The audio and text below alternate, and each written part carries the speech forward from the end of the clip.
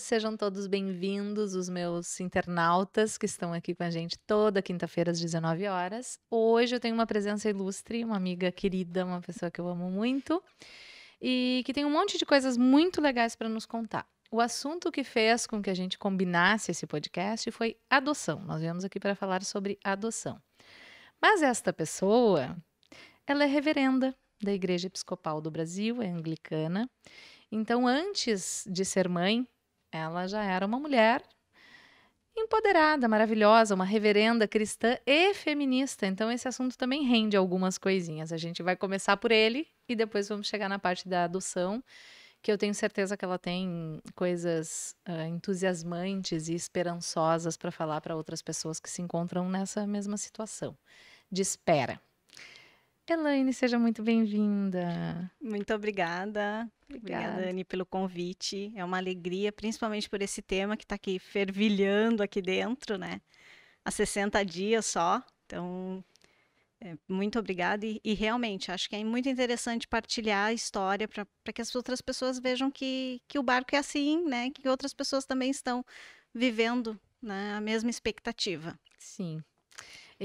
Eu fico muito grata de tu ter aceitado assim de pronto o meu convite, porque eu sei, tem assuntos, tem alguns temas que mexem assim, né, com a gente, que são difíceis assim. No nosso último podcast da semana passada, eu trouxe uma enfermeira do SUS aqui que descobriu recentemente um câncer de mama e que disse que pensou muito também, assim, compartilho, não compartilho, compartilho, não compartilho. E eu acho muito bonito quando a pessoa chega nesse...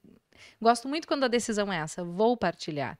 Porque a nossa história é a história de outros também, né? De outras pessoas e às vezes é um alento, assim. A gente não tem noção.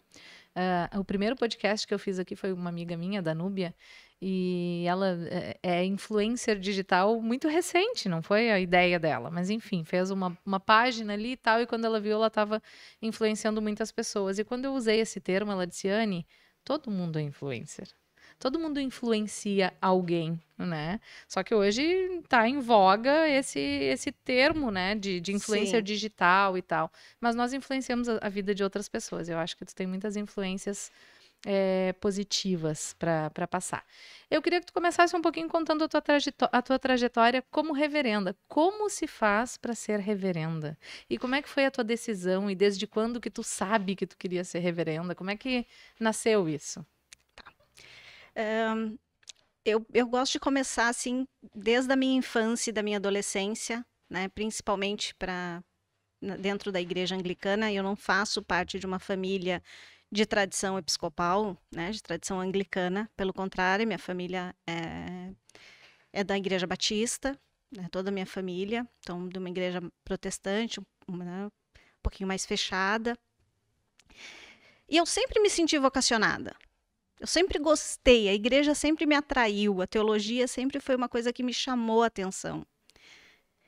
E acho que duas coisas me deixaram assim. Primeiro, o meu jeito de ser, que eu escutei muito na minha vida, que sendo assim, toda atrapalhadinha, toda desbocadinha, né? Quando alguém me dizia não, eu queria que me explicasse por que não, né? Ninguém diz não a ninguém à toa, então tem que me explicar o porquê que eu não posso fazer tal coisa, por que eu não posso mexer em tal coisa e tal. Isso foi uma coisa que me incomodou muito na minha igreja, né? Porque tinha muito mais a palavra não do que a palavra sim. Muita coisa não podia. Muita coisa não podia.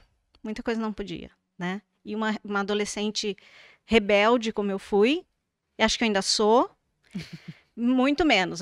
Só saiu da adolescência. Só saí da adolescência. Não saiu de ti. Tu que diz, porque eu ainda acho que tô na adolescência. Aí bom. tu que diz. Não, tá certo. A gente que sabe. A gente que sente onde é que tá.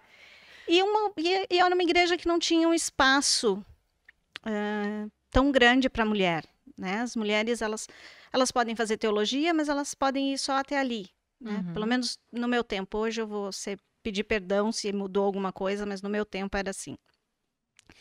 Eu sou do interior de São Paulo, né? Toda a minha família mora lá no interior de São Paulo. Eu tive um casamento, casei com um gaúcho, vim morar no Rio Grande do Sul, fui morar em Bagé. E fui morar em Bagé e fui fazer pedagogia. E a minha professora da faculdade, professora que dava História da Educação, me convidou a turma para ir conhecer a igreja e contou que naquela igreja quem dirigia, quem coordenava era uma mulher. Olha. E aquilo brilhou, meu Deus, uma mulher. Quero conhecer, quero ir conhecer essa igreja. E foi muito interessante porque eu fui uma vez e ela não estava. Era um visitante que estava dirigindo a celebração. Eu fui a segunda vez, ela não estava. Era o esposo dela, que também é reverendo, que estava dirigindo a celebração. Não, eu falei, mas eu tenho que voltar. Eu tenho foco. Eu quero ver a reverenda Ana Maria. É ali que eu quero.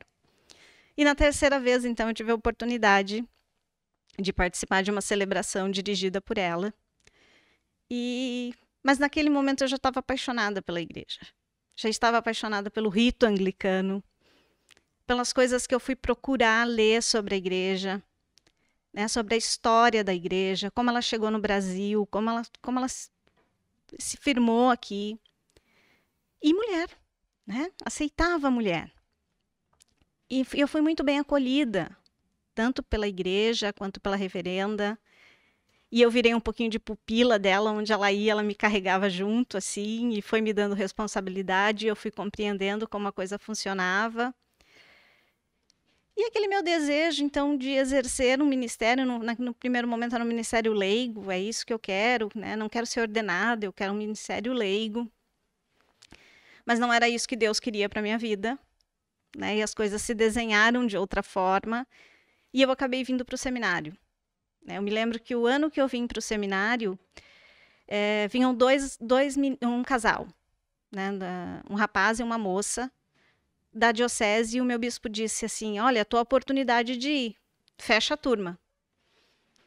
Gente, e tu ainda estava lá na pedagogia? Não, já tinha trancado a pedagogia. Já voltou correndo e disse para a professora, por culpa tua... Já não quero mais a pedagogia. Chega de pedagogia. E eu aceitei vir para o seminário. Foram muitas coisas que proporcionaram que naquele momento era o momento de vir para o seminário, né? E realmente acho que foi o melhor momento. E cada vez mais me apaixonei pela igreja, me apaixonei pela teologia. Cada vez me sinto mais vocacionada, cada dia mais. E tenho convicção que tenho sido usada por Deus, né? Ele tem me dado, desde que eu fui ordenada, ele tem me dado grandes desafios, né? Que eu costumo dizer que eu nunca digo não. Eu sempre digo sim. Às vezes eu vou, não dá certo, eu volto e digo só, vamos rever nosso plano, porque aí ele sempre revê o plano, ele sempre dá um jeitinho de acomodar o plano. Mas eu sempre digo. Recalcula a rota. Ele sempre recalcula a rota, mas eu sempre digo sim. Foi assim que eu cheguei na teologia, um pouco chamada pelo ministério feminino da igreja, né? A vida me ensinou. Eu não nasci numa família feminista, mas a vida me ensinou que eu precisava ser feminista. A vida me ensinou que realmente precisamos lutar para conquistar os nossos direitos e o nosso espaço. E eu escolhi e fui escolhida para uma área que é masculina. É muito difícil, você precisa todos os dias provar que você é capaz, né? Sempre você Até precisa... porque a igreja anglicana, ela é uma... Desculpa te interromper, mas a igreja anglicana, ela é uma igreja que tem uma tradição, por exemplo, aqui em Santo Antônio da Patrulha, as pessoas já têm uma certa idade, seguiram a vida inteira, fundaram aquela igreja, e no início tinham muitos homens também, a maioria eram homens, então tu chegar num ambiente onde as pessoas já são mais velhas do que tu, masculino, e tu te fazer respeitar por o tio de 80 anos, e tu chega ali, e eu lembro o teu processo, assim, quando tu chegaste em Santo Antônio, que não foi assim, seja bem-vinda, reverenda feminista em Santo Antônio da Patrulha. Por mais que tenha sido recebida com muito carinho, Sim. mas sempre tinha um pitaco, assim, né, porque parece que a mulher, tão jovem e mulher, não tem... Eu acho que Santo Antônio eu tive o testemunho de fé, acho que o mais importante da minha vida ministerial até agora, né? Pode ser que ainda aconteça outro, mas esse foi e marcou a minha vida, que foi com teu tio, com o tio Orêncio, né? A quem eu aprendi a amar e respeitar. E eu cheguei em Santo Antônio, recém-formada, eu não era ordenada ainda, então eu não era ninguém, né? Dentro da hierarquia da igreja. Dentro da hierarquia da igreja. E eu me lembro que eu cheguei 2 semanas depois ainda que eu ia ser ordenada diácona. E eu me lembro da conversa que ele teve comigo, a primeira conversa que ele teve comigo. Bom, primeiro que quando eu vim para Santo Antônio, eu vim muito bem avisada de que era uma comunidade extremamente tradicional, né, e que tinham pessoas muito tradicionais. Eu seria a primeira mulher a assumir a paróquia, então eu sabia onde eu estava pisando. E uma mulher jovem, E uma né? mulher Não é que jovem. aparece aqui uma senhora. Não, Não, uma moleca. uma moleca que usa tênis, calça rasgada, cheia de tatuagem, que pinta o cabelo de colorido, que toda semana tá com a unha de uma cor diferente, que tem só 1,49 m. Então, são muitas coisas. Nem no tamanho bota impõe respeito. Nada, nada, nada, nada, nada, nada. Nada. Eu me lembro da conversa que eu tive com ele, que ele disse que ele não concordava com a ordenação feminina, porque a ordenação na igreja também é uma coisa muito recente, né? Nós não completamos 50 anos ainda que ordenamos mulheres, então é muito recente. Sim. Que ele não concordava, mas que ele ia me respeitar, porque a partir daquele momento eu ia ser a reverenda dele. E tá, e foi assim. E eu peguei exatamente ele no período que ele adoeceu, né? Um pouquinho antes dele adoecer, em seguida ele adoeceu e acompanhei pastoralmente, né? Todo o período. E antes dele falecer, um tempo antes, uns meses antes, ele me chamou para uma conversa pastoral e ele me disse que eu havia conseguido provar para ele que a ordenação feminina tinha jeito. Que a ordenação feminina realmente ele estava errado. Esse foi um fato. E outro fato foi que, quando ele já estava bem doente, né, que ele disse que ele sabia que no velório dele o bispo estaria presente, mas que ele gostaria que eu falasse. E ele sendo uma pessoa importante na igreja, porque né, a família é importante, ele sabia que era privilégio do bispo estando presente falar. Então, ele ter dito que não, que ele gostaria que naquele momento fosse eu, assim, realmente é um momento mais inspirador, né, de que, poxa vida, realmente, eu consegui, não é a Elaine, né, não sou eu, realmente eu sou vocacionada, realmente, naquele momento, Deus me usou. Posso ter feito um monte de outras artes por aí, que Deus não me usou, que foi só a Elaine estressada, temperamental, pavio curto, mas mesmo a Elaine sendo desta forma que ela é, pavio curto, que quem convive comigo sabe, ele me usa. Eu consigo ser um instrumento na mão dele. E isso não tem dinheiro que pague, isso é uma coisa que a gente vai levar aqui dentro para o resto da vida. E assim, quais são os desafios? Eu sempre digo, eu tenho uma família muito religiosa, eu sou crente cristã, mas eu não sou uma grande estudiosa, então também não vou entrar em assuntos aqui que me deixem constrangida, que mostrem a minha ignorância, assim, em determinados temas, né? Porque faço as leituras quando vou no culto e tal, mas enfim, não sou uma pessoa estudiosa que se dedica muito a... Mas sei, claro, que a Bíblia tem várias passagens machistas, né? Que lidas nos dias de hoje, são passagens machistas. Como é que se lida com isso? Porque eu já ouvi, por exemplo, de pessoas mais questionadoras do que eu, de ateus, já ouvi as pessoas dizendo assim, é uma contradição ser uma feminista cristã. Eu já vi as pessoas me dizendo isso. Como é que tu pode ser feminista e cristã? Não tem. Ou tu é cristã, ou tu é feminista. Porque tu não pode também relativizar a Bíblia. Tá na Bíblia, tá escrito ali. Como é que tu não respeita aquilo que tá escrito ali? Mas eu sempre uso como argumento, se é que tenho o direito de argumentar alguma coisa, que, gente, por mais que aquelas pessoas tenham sido designadas, escolhidas por Deus para escrever aqueles livros naquele momento, tem um contexto histórico. Foi naquele determinado momento. E o mundo mudou, as pessoas mudaram, tudo mudou, nada mais era da mesma forma, nada mais é como era, né? E seria, eu acredito, um peso até para os homens, se eles tivessem toda a carga que tinham, toda a responsabilidade que tinham, porque hoje eles precisam também, né, da gente para quase tudo, eu acho. Para começar, que precisam para nascer. Então, parte daí um pressuposto que, tipo, tu não existiria se não fosse eu, né? Vamos começar com esse argumento, assim, de nos dar a devida importância. Mas como é que tu argumenta? Tu acha que faz sentido isso? O contexto histórico sei lá, faz algum sentido? Aí eu vou falar com o nosso jeito anglicano de olhar a Bíblia, né? Porque aí muda também, né? A gente precisa se desconstruir para ler a Bíblia. Né? Primeiro, porque a Bíblia, Deus, vamos lá, desde o Antigo Testamento, ele não sentou do lado de ninguém e ditou o que era para colocar na Bíblia. Né? A gente coloca as nossas experiências. Lembrar que, no primeiro momento, essas experiências elas foram passadas de forma oral. Né? Então, quem conta um conto aumenta um ponto. Teve isso também, né? Até surgir a escrita e tem isso. A Bíblia é um livro machista, né? Você precisa colocar os óculos do feminismo para você conseguir encontrar as histórias das mulheres. Eu acho que um outro fato, a Bíblia carrega um fardo muito grande da tradição do cristianismo, porque muitas coisas nem estão na Bíblia, mas elas são nos contadas de tal forma que você acaba acreditando que elas estão lá. Ah, já ouvi alguém já me fez esse comentário. Né?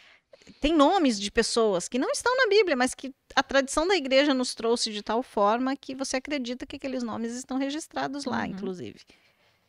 Então, eu acho que realmente, para ler a Bíblia, você precisa se desconstruir, né? E entender que ela é um livro que também conta a história de um povo, né? Com as suas peculiaridades, com a sua tradição, com o seu jeito de ser. E realmente, eu não posso carregar aquele peso, né? Eu realmente preciso ler ela de outra forma, encontrar. E a mulher, ela foi extremamente fundamental na caminhada de Jesus, por exemplo. As mulheres estavam ali, né? Maria Madalena e Maria, mãe de Jesus, ficaram até o final ao lado de Jesus. Foram elas que anunciaram a ressurreição. Então a mulher foi instrumento, mas nós fomos silenciados. Claro. A gente, durante muito tempo, se deu muito mais enfoque às histórias masculinas que estão lá, né, de homens, grandes homens, fortes e poderosos, e muitas vezes as mulheres, histórias lindas, elas foram diminuídas, apagadas, silenciadas. Tem alguma coisa que eu também não sei se é real, mas que eu já ouvi falar algumas vezes, que, por exemplo, quando a gente se fala, é biblicista que se diz, né? Biblicista, biblista, que se diz o estudioso, enfim, né, a pessoa que tenta seguir, sei lá, que é orientado pela Bíblia. Eu estava discutindo um dia com uma dessas pessoas e eu questionadora sempre, né? Eu disse, cara, a minha é muito empírica, assim, a minha fé vem de dentro, a manifestação de Cristo na minha vida aconteceu em vários momentos, né? Que eu sei que é a presença dele e tal, mas eu não sou a cientista bíblica, né? E não tem como, a fé não é uma ciência, né? Então, enfim. E eu tava questionando algumas coisas, algumas passagens, assim, e isso, inclusive, de relativizar ou não, eu disse, gente, isso está relativizado, está posto que é relativizado, a começar pelo... Por que várias igrejas, por exemplo, que contestam a minha, ou que podem cortar o cabelo e a outra não pode? Por que algumas pessoas guardam o 7º dia... O sábado. Que é o sábado, a gente, para começar aqui no nosso calendário, o 7º dia acaba sendo o domingo, E um dia, até conversando com a Alice sobre isso, eu disse para ela, cara, eu respeito o comer carne, de comer carne ou não e tal, de porco, eu sempre disse, eu acho que tudo que é feito em nome do Senhor, ele leva em consideração. Se eu opto não comer e eu estou fazendo isso em nome dele, ele vai levar isso em consideração. Mas como eu não como pensando que estou pecando, ele também vai levar isso em consideração. Que eu não estou fazendo sabendo que estou fazendo uma coisa errada. Não, para mim não é errado, entende? Então eu fico sempre questionando e vendo assim que de uma religião para outra, e somos todos cristãos, e somos todos não, mas as religiões cristãs, e somos todos irmãos, e a gente tem formas diferentes de levar a vida. E sempre dizendo que é em nome do Senhor, todos eles, né? Todas as religiões. Então, isso é muito difícil, porque às vezes tu entra, assim, num debate com pessoa... Ou, um dia nós estávamos falando também das diferentes formas de família que estão constituídas hoje, né? E uma delas nós vamos trazer hoje aqui, mas tem, enfim, as famílias com 2 mães, as famílias com 2 pais, as famílias... E aí, em um determinado momento... a pessoa me disse, né? Mas uma das pessoas que estavam na discussão disse: mas família é um projeto de Deus. Mas a família é um projeto de Deus. Porque não está escrito na Bíblia a família que Deus projetou. Ele não desenhou lá como é que era a família. Né? E a família é um projeto de Deus. Só que ela pode ser formada de várias formas. Né? Ela é constituída de várias formas. Eu acho que em relação à diversidade cristã, isso a igreja anglicana me ensinou também, a religião é religar, né? Me ligar com o sagrado. Eu acho que existem várias formas, eu respeito todas. Eu escolhi a que mais expressa a minha fé, que mais me expressa a forma que eu vejo Cristo. E a que te possibilita também e a que me possibilita. De ser ferramenta, né? Porque muitas outras não deixariam tu chegar onde tu chegou dentro da igreja, Dentro da igreja. Não teria o mesmo espaço que eu tenho dentro da igreja. Né? E também outra coisa que foi discutida neste grupo, eu não vou citar para não expor ninguém, porque eu não sei se é da vontade das pessoas, mas nesse grupo que nós estávamos discutindo, outra coisa foi o fato de que, ok, essas pessoas, esses homens foram escolhidos por Deus para fazer, então é o que está ali, é o manual, mas disse, eu não sei se é verdade, mas se diz que tem livros que foram escritos, mas que por escolha de um papa ou de outro, ou da igreja, não estão ali. Então, essas pessoas escolhidas por Deus foram ignoradas por quem? Então, tem muito dedo humano também na constituição ali da Bíblia, em como ela foi escrita, em como ela foi traduzida, como tu disseste, que, né, quem conta um conto aumenta um ponto. Então, tem muitas coisas que eu acho que, claro que tem um ensinamento, é óbvio que tudo que está ali é sagrado, mas há coisas sagradas que não estão ali e que não chegaram até nós, né? Sim. É muito... Hoje nós já olhamos Maria Madalena como uma apóstola, que ontem isso não poderia se pensar, né? Hoje não, hoje Maria Madalena já é considerada uma apóstola, pelo menos dentro da igreja anglicana e dentro de algumas tradições cristãs que tem um viés um pouquinho mais aberto. Sim, então a gente também vai, né? E há uma grande confusão também, outra coisa que eu também já entrei neste debate com outras convidadas, que há uma grande confusão, né, do feminismo. Tem gente que acha que o feminismo é uma coisa que não é. Tem gente que ainda acha hoje que feminismo é aversão a homem, né? Exatamente. Não. Exatamente, que é uma guerra do sexo. É uma guerra do sexo, não. Tipo, que a gente quer tomar o lugar dele, a gente quer o nosso lugar. Eu quero o meu lugar. Eu quero o meu lugar. Eu quero ser reconhecida como qualquer outra pessoa é reconhecida. E quer receber o mesmo tratamento que outro reverendo recebe. Quando chega numa paróquia para né, fazer o seu trabalho. E isso, eu sempre digo, ser antifeminista, ser contra o feminismo é cuspir pra cima, né? Pra uma mulher é tipo assim, ó, tá indo e tá voltando na minha testa. Porque a gente não pode hoje encher a boca pra dizer eu nunca precisei do feminismo e querer tá aqui fazendo esse debate e querer comparecer nas urnas pra votar e querer ter um salário igual ao do marido, compatível quando tu ocupa o mesmo lugar. Não tem como, porque ou querer viajar sozinha. Feminista. Exatamente. A gente precisava pedir permissão pra tudo. Né? E em alguns países, em algumas sociedades ainda é assim, infelizmente. Né? Infelizmente. Então a gente tem mais é que propagar mesmo e seguir aí, feministas. Eu vou continuar batendo nessa e tentando desconstruir um pouco. Quando alguém me diz assim e confunde algumas coisas e acha que o feminismo é sobre isso, é sobre aquilo, eu sempre tento dizer, não, mas isso aí não tem nada a ver com o feminismo, isso aí tem a ver com o bom senso, isso aí tem a ver com, né, tem coisas que não é porque é mulher ou homem, que não é porque é negro ou branco, por exemplo, que não é porque não tem nada a ver, é do ser humano daí. O feminismo tem um papel específico que não vai além disso, né? E às vezes eu vejo um monte de gente dizendo, eu vi até um dia, eu estava assistindo um podcast, conversei sobre isso com a Danúbia aqui, assistindo um podcast cristão, onde entravam nesse tema. E aí, lá pelas tantas, uma das mulheres, assim, dizia: eu sou.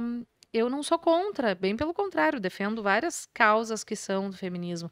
Só acho que começaram pelo lado errado, porque deveriam ter começado a discutir isso dentro de casa, na divisão das tarefas, na divisão, porque não adianta eu receber o mesmo salário que meu marido, eu receber, mas quando eu volto, aqui dentro continua tudo igual, porque é tudo no meu.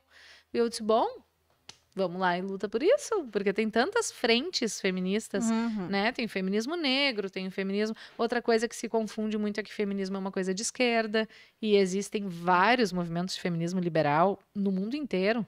Aliás, acho que em alguns até foi nos Estados Unidos, acho que ele veio primeiro Uhum. do que o feminismo de esquerda, em outros lugares, como na Espanha. Agora, até meu cunhado estava me mostrando esses dias que saiu um material novo, um livro novo, sobre as mulheres livres, que são as feministas anarquistas da Espanha, e que começaram o movimento totalmente ligado ao trabalhismo, não tinha nada a ver com partido nenhum, né? Então tem várias confusões aí, e sim, gente, pode ser reverenda, pode ser cristã e pode levar a palavra e pode ser feminista também.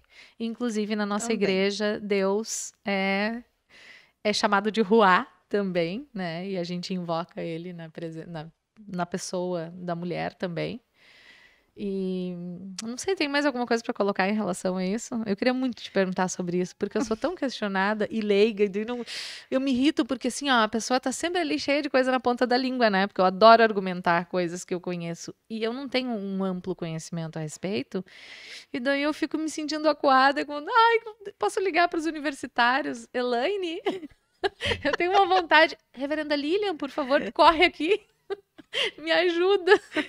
A Lília é muito mais militante nessa área A do Lilian é que eu. militante, A né? Lília é militante. E o nosso bispo, quando tiver a oportunidade, além dele Ah, ser feminista, ele é doutor em Bíblia. Então, aí ele tem propriedade para falar, muito mais que maravilhoso. eu. Nossa, maravilhoso. Ele que me ensinou um pouquinho desse novo olhar bíblico, né? De desconstruir algumas ideias e reconstruir, né? Que a gente tem feito para tantas coisas, Para né? tantas A gente tem coisas. se desconstruído para tantas coisas. Por que para ler um livro, Para tantas por mais coisas. sagrado que ele seja, tá aqui o meu? Essa minha Bíblia que eu deixo no estúdio, eu tenho várias. Tem uma maior que é a que eu uso mais porque as letras são grandes e depois dos 40 a gente começa a ter que ler maior, né? Mas essa daqui, ela é muito especial para mim porque o meu pai me enviou pelo correio quando eu morava na Itália. Então tem uma dedicatória dele. Ofereço-te o melhor dos presentes e o mais valioso dos tesouros. Aprende a usá-la sempre e tudo mais te será dado. Deus te abençoe, teu pai. Em 2008, ele me Ai, que mandou essa lindo. Bíblia para Itália, então ela tem um lugar especial no meu coração. Não é a mais usada das que eu tenho, Mas tem um lugarzinho mas ela especial. tem um lugar especial no meu coração.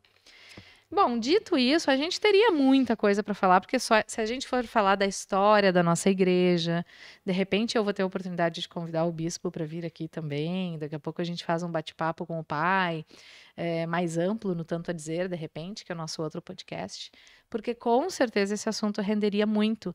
Mas eu prometi para a reverenda Elaine, que está com os seus 2 filhotes por aqui nos esperando, que eu não ia segurar ela aqui 2 horas, como tem sido os nossos podcasts. Então vamos passar para o assunto filho. Filho. A menos que tu tenha alguma outra observação Não, para vamos fazer. passar pro filho. Mas eu sei que esse assunto ele É o que tá tem brilhado tá os brilhando os olhinhos. olhinhos, tá fervilhando aqui. Tá fervilhando.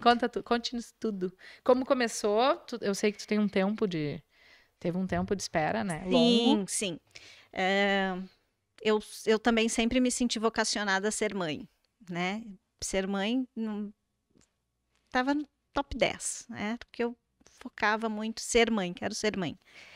E eu descobri muito cedo que eu não poderia ter filho biológico, né? Até se eu de repente passasse por uma inseminação, alguma coisa, haveria possibilidade. Mas eu respeito quem tenta desta forma. Foi uma opção minha, eu não quis. Uhum. A adoção já era uma coisa bem, porque para algumas pessoas a adoção é uma escolha difícil, né? As pessoas pensam muito, ponderam muito. Para ti nunca foi. Não, não. Sempre foi uma alternativa. Foi uma alternativa. Foi uma alternativa. Eu me casei, meu marido já tinha 2 filhos grandes na época, né? são adultos os dois, apesar de um deles é um pouquinho meu filho, porque mora comigo ainda. Mora conosco, né? Mas ele já tinha 2 filhos. E eu ainda tentei, né? Mesmo que eu já tinha um diagnóstico anterior, mas vamos tentar de novo agora, quem sabe e tal. Não, realmente não tem possibilidade, não há essa. E quem tenta engravidar sabe que é uma frustração todos os meses, né? Porque você cria expectativas. E parece que quando você quer engravidar, a danada da menstruação, ela atrasa todos os meses. Só para dar o sustinho. Só para dar o sustinho. Aí tu vai na farmácia correndo, compra o teste, faz. Meia hora depois, acontece. Não tá grávida, não tá grávida. E um dia numa conversa, a gente já havia falado sobre isso, mas assim, né? Quem sabe, adote e tal. E numa conversa, eu passei por um período bem assim depressivo pela função de não engravidar. E aí minha enteada disse assim, mas adota, né? E parece que quando você escuta, ele chega de uma outra forma, né? Eu me lembro que eram umas férias de verão, nós voltamos daquelas férias assim decididos, é isso mesmo que nós vamos fazer, nós vamos entrar com o processo para adoção. E nós demos entrada no processo para adoção. Quem já fez o processo, você preenche um formulário onde você coloca as características, né? Você pode pedir um mais aberto, menos, né? Mais características ou não e tal. Características, inclusive, físicas? Cor da pele, olho, cabelo. Sério? Doenças que você aceita, que você não aceita. Idade. Se tem irmãos, se não tem irmãos. Tudo isso tem lá no formulário. Que difícil, né? É bem difícil. Eu quero um filho, mas só se tiver olho azul. Que É bem estranho. difícil, é bem difícil. Eu me lembro que nós escolhemos até 6 anos. Uma criança, indifere a cor da pele, indifere o cabelo, mas que fosse uma única criança. Essa foi o nosso primeiro perfil. A única coisa que tu botou, a única exigência que tu botou ali também já... Pode ser de qualquer jeito, desde que seja um. Eu quero uma. Tá, vai ser de qualquer jeito, mas vai ser 2. E nós entramos com o processo. Passa um ano. Aí quem entra com o processo sabe, né? O primeiro ano, você vai todos os meses no fórum. Ai. Continua a frustração, a angústia, Continua. só muda.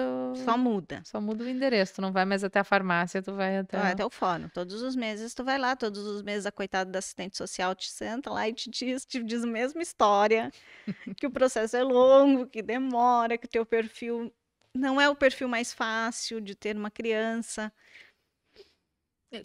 Quais são os perfis? Qual é o perfil mais fácil de ter uma criança? Adolescente. Depois dos 10 anos é o perfil mais fácil. Porque é o menos a É o coisa menos- da demanda e da oferta, né? Isso. E passou, e nós chegamos um momento que nós encontramos o Grupo Elo, que é um grupo de apoio à adoção. Eles dão suporte em algumas comarcas. E eu moro em Alvorada, a cidade que eu dei entrada foi Alvorada, eles dão suporte lá e nós fomos para uma reciclagem. E na reciclagem, e um dos receios que eu tinha é que se eu pegasse uma criança, eu não ia escutar a palavra mãe. Isso era uma coisa que eu sempre dizia assim, eu não quero uma criança, uma adoção tardia, que é como se chama uma criança maior de 5 anos. Porque eu não vou escutar a palavra mãe. Essa criança já vem pronta. E no Grupo Elo, nós escutamos histórias e partilhamos histórias diferentes. Experiências diferentes. E aí nós sentamos novamente os dois. Vamos mudar o nosso perfil? Vamos. Aí fomos no fórum os dois. Pegamos o formulário novamente. Mas bebê nunca foi meu sonho. Meu sonho nunca foi bebê. Então nós já descartamos o bebê ali. Então vamos pegar uma criança maior. Tá, não vamos. Uma criança a partir de 3 anos até 9. Então tá. Tá, mas quem sabe a gente bota 2 crianças? Bota 2. Ah, vai dar uma facilitada e Vem uma, vem 2. quem cria um, cria dois. Quem cria um, cria 2, né? Vamos botar 2. Colocamos 2. A expectativa era que no dia seguinte iam me ligar do fórum. Ah, não, agora eu facilitei, vai dar. Nós completamos 8 anos de fila de espera. Meu Deus. 8 anos esperando. Aí com tudo pronto, quarto montado, 2 camas, roupeiro, cômoda, tudo, TV, tem tudo. E as crianças não vêm. E eu vou no fórum, eu acompanho semanalmente o processo. Aí, de vez em quando, o processo saía do fórum e ia para psicóloga. Ela tá avaliando. Ai, passava lá 60 dias com a psicóloga, voltava o processo pro fórum e nada. Eu disse, eu tenho um problema. Eu acho que a gente tem um problema. Não é pra ser. Não é para ser. É assim, ó. Vamos desistir. E foi isso que eu fiz esse ano. Vamos desistir.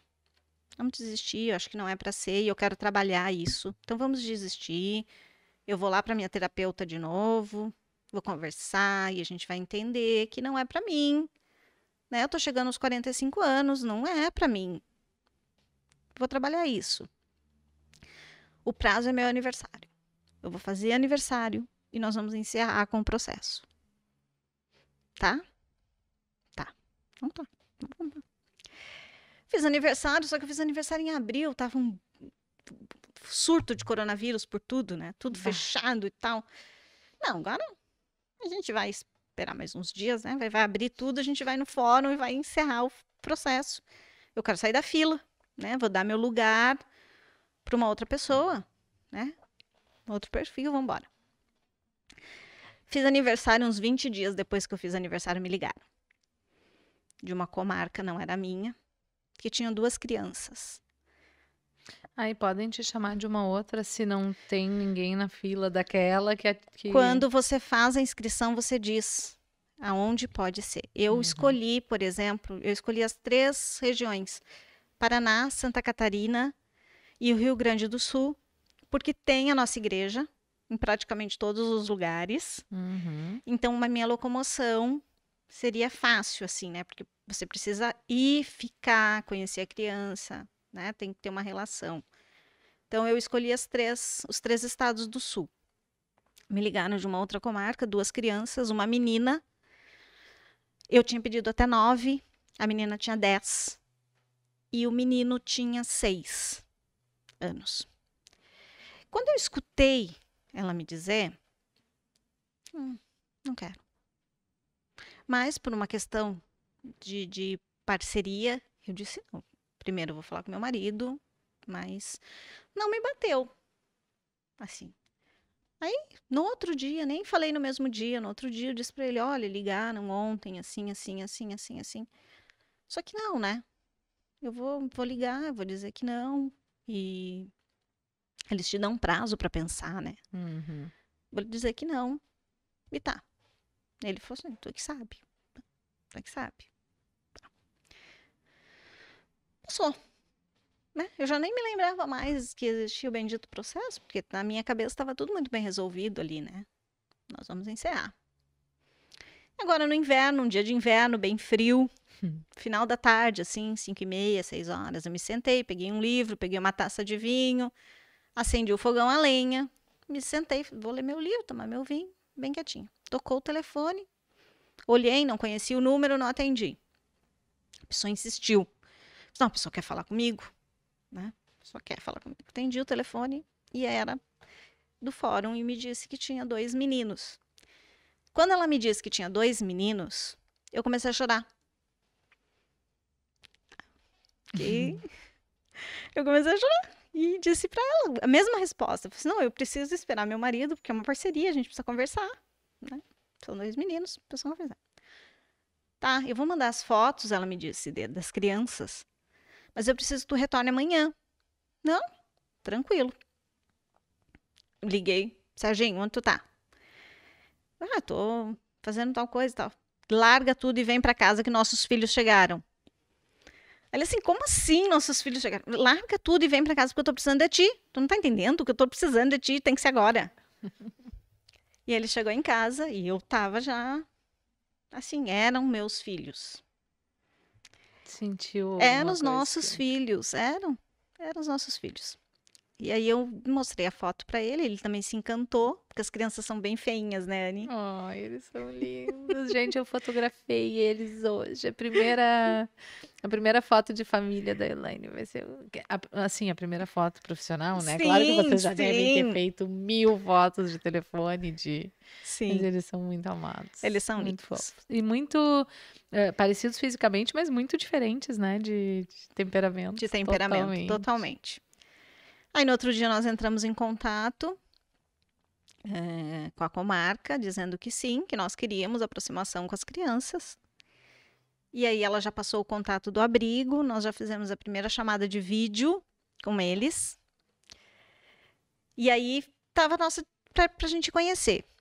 E aí era uma semana que a gente tinha muita atividade. Não, essa semana não dá, nós vamos a semana que vem. Quando nós fomos na segunda-feira, nós chegamos seguida do almoço lá. Descemos do carro, o Serginho disse assim: olha as pecinhas. Eles estavam no cantinho do abrigo, assim, os dois espiando.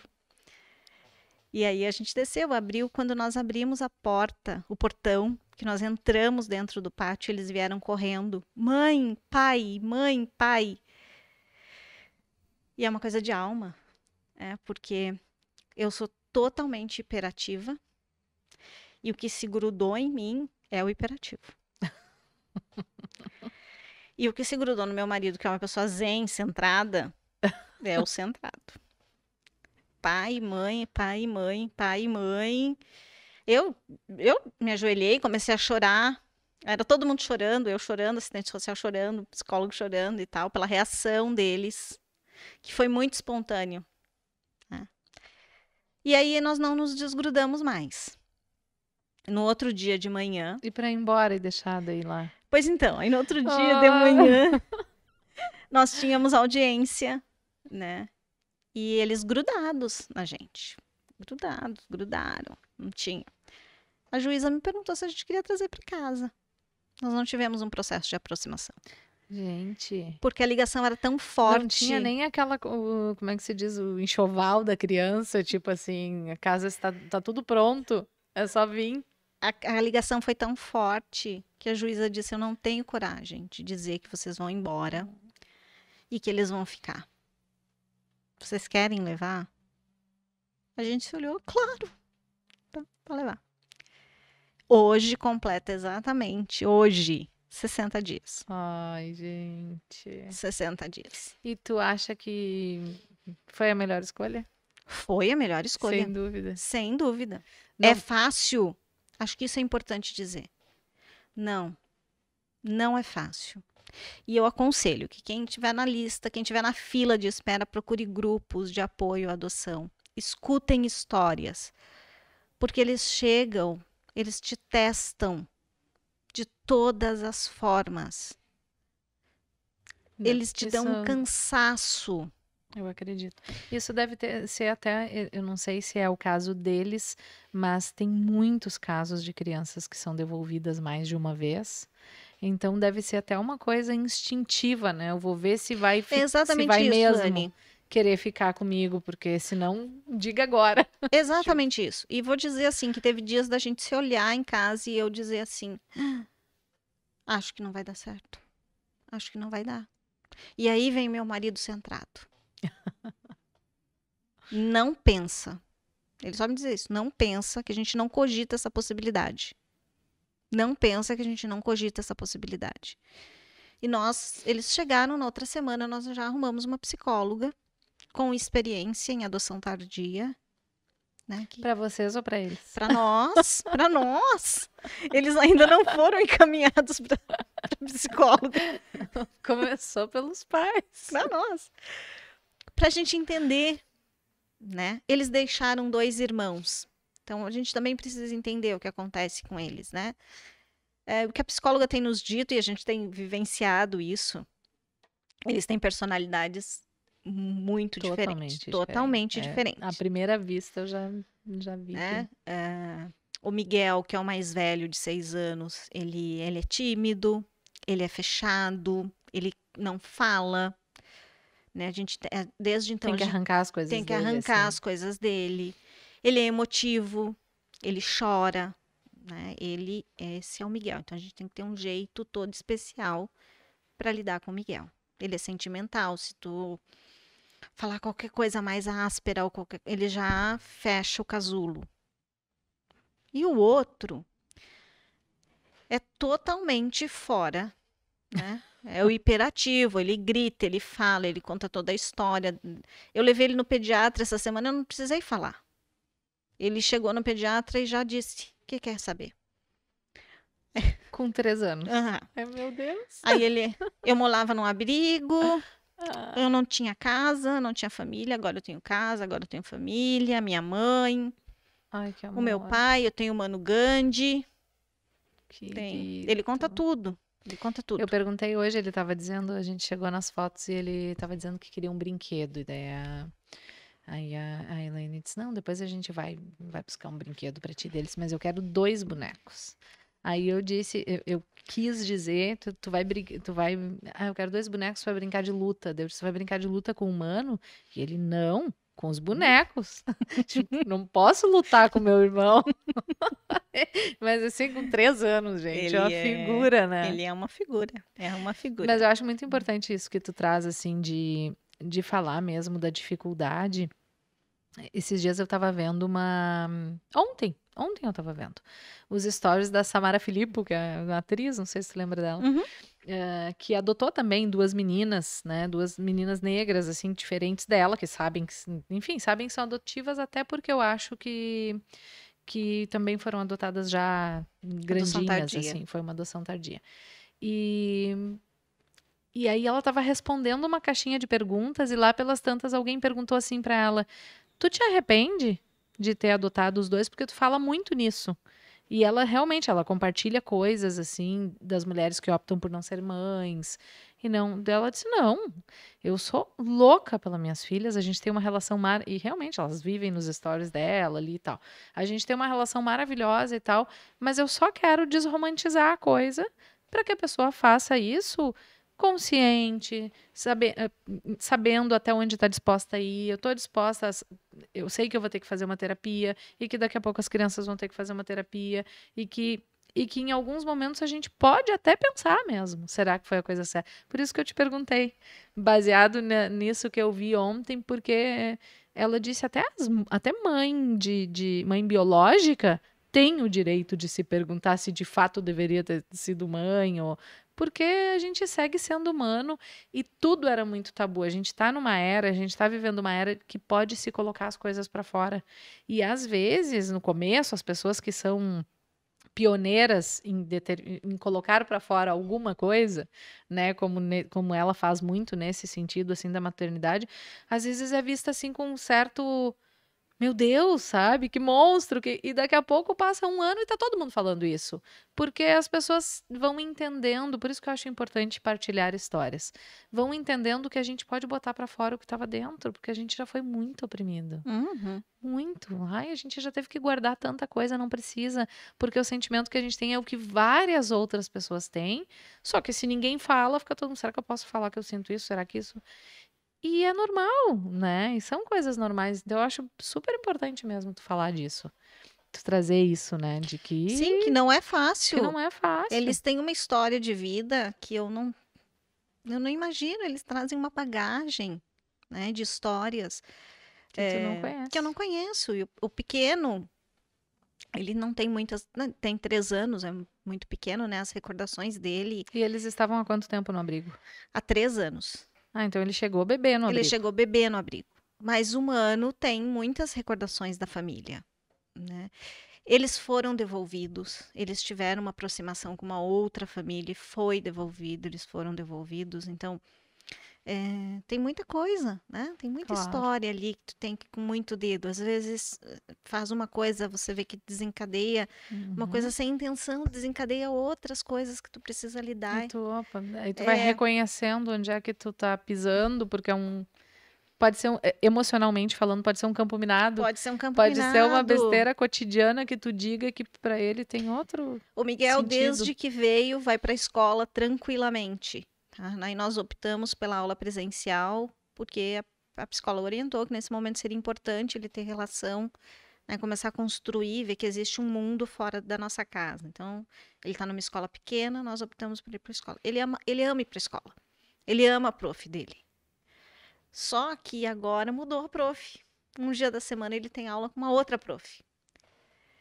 É muita adaptação para uma Ele criança, é muita ele coisa voltou nova. para casa segurando a mão a semana passada, assim. Meu filho, o que aconteceu? Eu me cortei. Tu te cortou na escola? Me cortei. Me deixa eu ver. Era invisível, tu não via.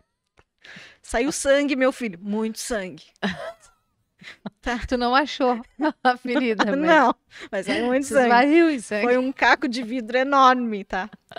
Tá, meu filho. E tu falou com a pro? Falei. Ela nem me olhou. Ela falou, já achei onde tá. Aham. Já achei onde tá o negócio. No outro dia, ele não queria ir pra escola. Ele deu um baile pra ir pra escola. Ele foi pra escola porque eu mandei um WhatsApp pra prof mandar um áudio que era ela aquele dia. Né? Porque mudança pra ele é muito difícil. Claro. Né? Eles vêm conosco, assim, dá uma voltinha e tal, mas ele tá sempre preocupado se a gente vai deixar eles em algum lugar. Aham. Né? Eles não ficam em casa sozinhos, no quarto, e eu vou pra sala. Eles têm que estar junto. Uhum. Por quê? Porque quando você vai conhecer a história, eles ficaram presos dentro de um quarto. Então, ficar dentro de um quarto não pode acontecer. Porque recorda Claro. o que vivenciaram lá atrás. Até sentir a segurança e também desconstruir essa bagagem que tá Sim, ali, né, sim. presente Eu ainda. fui descer do carro agora para comprar uma rapadura ali. E aí ele... Mãe, você vai me deixar? Você vai me deixar sozinho? Meu filho, a mãe já disse, a mãe nunca vai te deixar sozinho. Tu nunca mais vai ficar sozinho em lugar nenhum. Ah, tá. Ai, que dó. Né? Ou qualquer coisa assim, surge assim de vez em quando. Surgem as histórias, porque o maior conta, né? Ele relata algumas histórias. Mas às vezes o pequeno, como ele teve acolhido em 2 casas diferentes, né? Ele não ficou os 3 anos no abrigo. Ele esteve em 2 casas. O maior. O menor. O menor. Então ele relata algumas coisas assim, né? Qualquer coisa, se ele se sentir um pouquinho preso assim, ele começa a chorar e diz para não machucar, não me machuca, não me machuca. Então, em algum momento ele foi preso num canto e machucaram ele. Uhum. Então, traz recordações e precisa ter uma estrutura para lidar com isso. Claro. Então, precisei buscar ajuda profissional, né? E nós rapidamente nós precisamos de ajuda profissional, preciso entender o que está acontecendo com eles para eu poder Pra saber ti, lidar. Claro, para te poder ajudar, né? Mas qual é a explicação, assim, tu que viveu mais de perto isso, né? Teve, enfim, de abrigo em abrigo, enfim, no fórum e tal, de ter tantas crianças do abrigo e uma pessoa ficar 8 anos numa fila de espera. Por quê? O que acontece que não é mais fácil mesmo? Claro que tu tem que fazer um levantamento da vida dessa pessoa. Eu entendo que tenha várias coisas. Eu não posso pegar uma criança e largar na mão de qualquer um que apareça. Mas demora 8 anos para saber quem é a reverenda Elaine, quem é o Serginho, para então confiar uma criança a eles.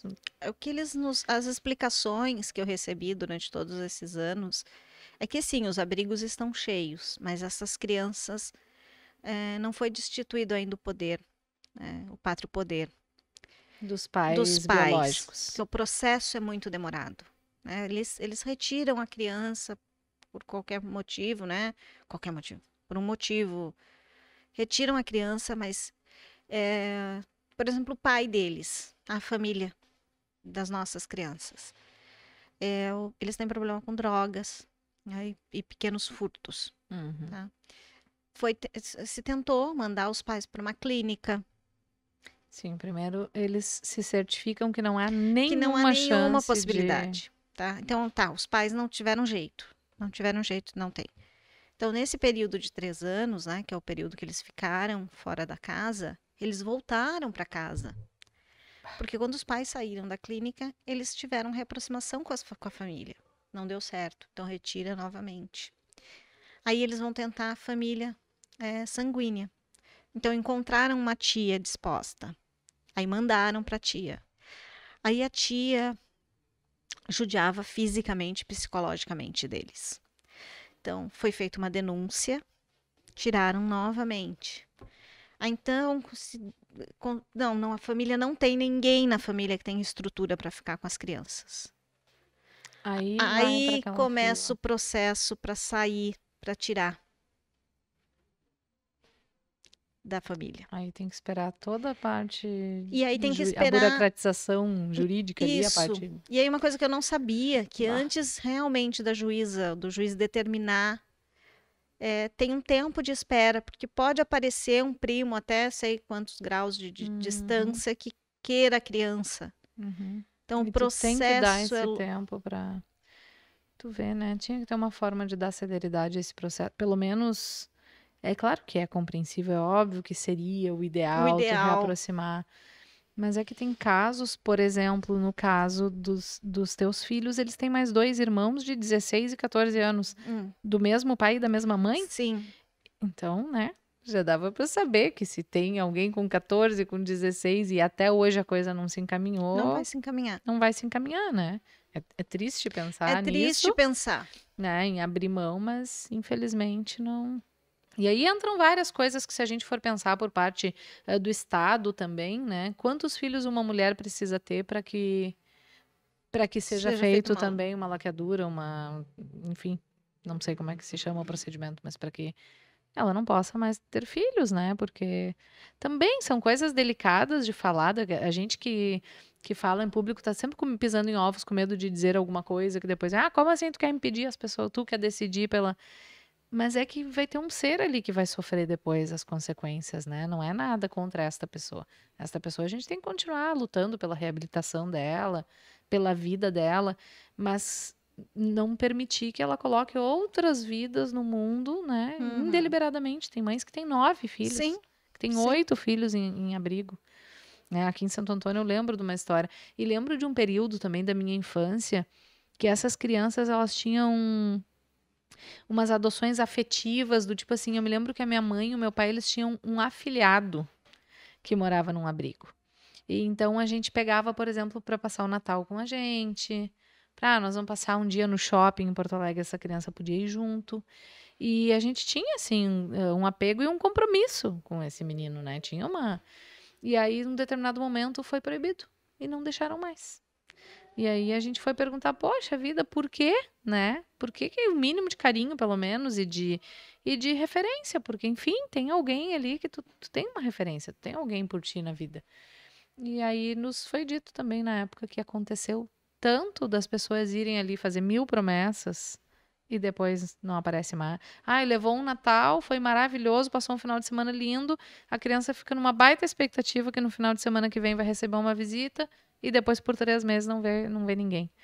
E é muito difícil, né? Realmente eu acho que é um sistema muito complicado de tu padronizar, porque a história deles não é igual, as pessoas não são igual. Daqui a pouco o meu pai e a minha mãe teriam passado 20 anos com esse afilhado, né? Com essa pessoa, mas outros já tiveram Sim. 5 dindos que sumiram, né? E aí lida realmente com a expectativa deles, né? Porque eles estão ali desesperados para ter uma casa. Que coisa triste. E eles chegaram na minha casa com um ritmo totalmente diferente. Nós imaginávamos que o processo de adaptação fosse ser muito difícil. Foi muito tranquilo. Muito tranquilo. Assim. É claro que a gente tem, né? Eles nos Sim, testam todos claro, os lida com dias. as dificuldades da personalidade, mas a Isso. coisa de aqui é a minha casa, essa é minha mãe, esse é meu pai, Não, foi muito tranquilo. imediato. É o nosso carro, é a nossa casa. Que bom, né? É tudo muito, muito assim com eles. Que bom. Então, Nós estamos aqui no Estúdio Tanto, em uma das salas do Estúdio Tanto, escutando a cantoria do Odilon e da Onira lá na outra sala. cantando assim a plenos pulmões. Eu não sei, reverendo, eu quero deixar para ti as considerações finais. Eu não estou contando o tempo, mas eu te fiz uma promessa, estou preocupada contigo, né? Ela disse, qualquer coisa eu levanto e vou. Eu disse, sim, o meu primeiro podcast, a convidada disse, já posso ir lá? Então, aqui tudo é liberado, tudo pode. A pessoa chega a hora que quer, vai a hora que quer. Tu fica à vontade. Eu quero agradecer muito a oportunidade de falar neste momento falar sobre adoção, né? É uma coisa que me enche de alegria. Eu acho muito importante partilhar isso, que adoção não é fácil, né? Que depois do tempo de espera longo, né? A gente é o processo para adaptação com as personalidades e com os testes diários, assim, eles acontecem, né? Os bailes todos os dias. Eu me lembro que o primeiro dia que eu trouxe para almoçar na casa de alguém foi na casa da tua irmã, da Alice. E eu liguei antes e disse assim, Alice, assim, ó, eu vou levar, é a primeira casa que eles vão almoçar. Então, não me responsabilizo. Eu não me responsabilizo, aconteça o que acontecer, tu tira tudo que for de valor, bota para cima para eles não quebrarem. Enfim. Porque, né, vai que... Não, mas eu acho que a experiência foi super positiva, pelo que eu fiquei sabendo. Não, foi muito tranquilo. Foi muito tranquilo. Mas em compensação, na outra semana, ia nevar. Vamos pra Serra Veneve? Vamos pra Serra Veneve. Eles quase destruíram a pousada. Então... Meu Deus. A sorte que o dono da pousada é teu amigo. E a gente foi só colocando as coisas pra cima, pobre dos outros hóspedes. Graças a isso não foi mandado embora. Só por isso que eu não fui mandada embora, porque foi punk. Mas eu quero, assim, te dizer que a minha admiração não depende disso, vem muito antes, mas só aumenta com esse fato, porque eu acho que é mais um dom, é mais uma vocação, não é para todo mundo, né? Não é para todo mundo. Eu já ouvi várias pessoas boas, pessoas maravilhosas, pessoas carinhosas, mas que dizem, eu não sei se eu saberia lidar com isso. Com o fato de vir com esta carga, de vir com esta... Com experiências de vida, enfim, né? E cada um com as suas crenças. Algumas pessoas acham também que enfim, que tu possa trazer no DNA algumas características, algumas coisas. Eu acredito do fundo do meu coração que o amor é maior do que qualquer célula ali que possa vir, né? Eu acho que o amor modifica as pessoas, molda as pessoas para melhor. E no teu caso tem um legado a mais que é o amor de Cristo, né? Que é o amor de Deus que vai ser passado desde agora para eles. Então, tenho certeza que vai dar certo. O amor lança fora todo medo. Isso, ai, que lindo. Isso é lindo. Isso aí. É verdade. Então tá, te agradeço muito, eu que agradeço. muito. Queria dizer para os nossos espectadores que nós temos um espaço aqui aberto para patrocinadores. Os nossos patrocinadores no momento são a Imobiliária Santo Antônio, que tem tudo que você precisa em imóveis, tanto residenciais quanto comerciais. Sigam as redes sociais, é @imobiliaria.santoantônio. Telefone 993556460. Vocês podem entrar em contato, entrar nas redes sociais, eles colocam diariamente ali novos imóveis, né? É bem bacana, bem alimentadas as redes. E também Bode Expiatório, que quem faz é uma marca de camiseta de artistas locais. Quem faz as artes é o meu cunhado, Luiz Insecto, inclusive. Esta camiseta aqui é uma arte dele, é um dos desenhos dele. Não é do Bode Expiatório essa daqui, né? Essa daqui ainda é da inseticida. O Bode Expiatório veio depois, mas tem várias estampas muito legais, personalizadas. É feito na serigrafia ainda, então não é em grande número. Vai aparecendo estampas novas, assim, é bem personalizado, bem bacana. Aconselho a entrarem lá. Eu tô bem pedincha, toda a live que termina aqui eu digo para eles, preciso de novas camisetas, porque eu tô me repetindo já nos meus podcasts. Então, Bode Expiatório, vamos lá. Quero estampa nova. E nós temos um Pix também, Anne com elas, a chave Pix. Quem quiser contribuir será bem-vindo, porque, enfim, né, a gente trabalha, gente. Vocês podem não acreditar. E estamos aqui trazendo essas experiências maravilhosas para vocês, que eu tenho certeza que é um alento para muita gente, né? Eu passei muito tempo fugindo da comunicação, me escondendo de uma coisa que tá no sangue, que tá no sangue, que talvez seja também uma vocação, porque sempre e se eu falar bobagem, e se isso não interessar para ninguém? E com o tempo eu fui descobrindo, eu recebi muitos relatos no primeiro que a gente fez, depois todos os podcasts, os 2 que já foram ao ar, agora eu tenho 3, né, gravados que vão indo ao ar, mas os 2 primeiros o feedback foi maravilhoso. Eu recebi muitas mensagens emocionantes mesmo. Um foi com a Danúbia, que também é cristã, então claro que a gente fala, cristão fala de Deus o tempo todo, né? E vou falar com qualquer convidado que vier aqui, mas a gente contou muitas experiências, assim, de vida das duas, e foi muito legal, muito legal. Recebi mensagem de áudios de pessoas que mandaram, pessoas que eu admiro. Tem uma arquiteta de Porto Alegre, que eu quero trazer aqui também, maravilhosa, Ali Ponte, que me mandou uma mensagem chorando, dizendo: tu não sabe o quanto o testemunho de vocês foi importante para mim, quanto foi gostoso ouvir vocês. A tia Neide, maravilhosa, né, esposa viúva do tio Onofre, de um reverendo Querendo. também, que nossa, aquela mulher tem uma sabedoria, uma pessoa rica E puro amor. e puro amor, e mandar uma mensagem dizendo como eu tenho que aprender com vocês. Poxa vida, né? Então eu me dei conta que sim, todo mundo tem algo a dizer a alguém, e se essa mensagem for positiva e for de amor, que é o que eu tento passar aqui, a gente vai avante. É isso aí. Quem quiser contribuir, nos ajudar. Obrigada, meu amor, pela Eu tua que agradeço. presença e boa sorte. Eu quero acompanhar o crescimento dessas crianças E vai, e tirar vai. muitas fotos ainda. Sim, sim, sim, sim, sim. Obrigada. Valeu, povo. Obrigada pela audiência. Obrigada, Gui Vargas, meu amor querido, meu parceiro que está aqui fazendo tudo isso possível. Porque eu só sento aqui e falo, né, gente? Mas por trás tem muita coisa rolando. Tchau, galera.